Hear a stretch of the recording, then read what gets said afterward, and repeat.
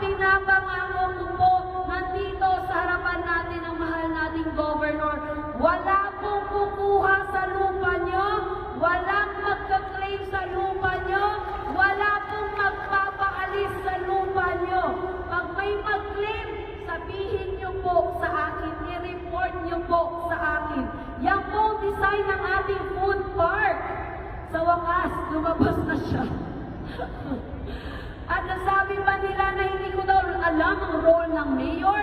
Ang sagot ko po, naging mayor na po ako sa bayan ng Lutayan 2016 to 2019. At pinagyayabang ko po sa isang termino ko pong nagsilbi bilang mayor sa Lutayan, nakakuha po ang Lutayan ng Seal of Good Local Governance. Yan po ang pinakamataas na award na binibigay ng DILG sa isang munisipyo na ibig sabihin there is transparency and good governance sa isang munisipyo. At proud po ako na awardee po ako nung naging mayor ako. Kaya hindi imposibleng hindi ko alam ano ang role ng mayor.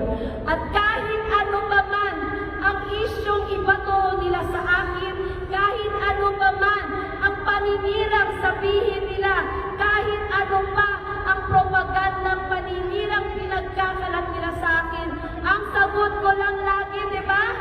Wala akong pakialam sa kanila.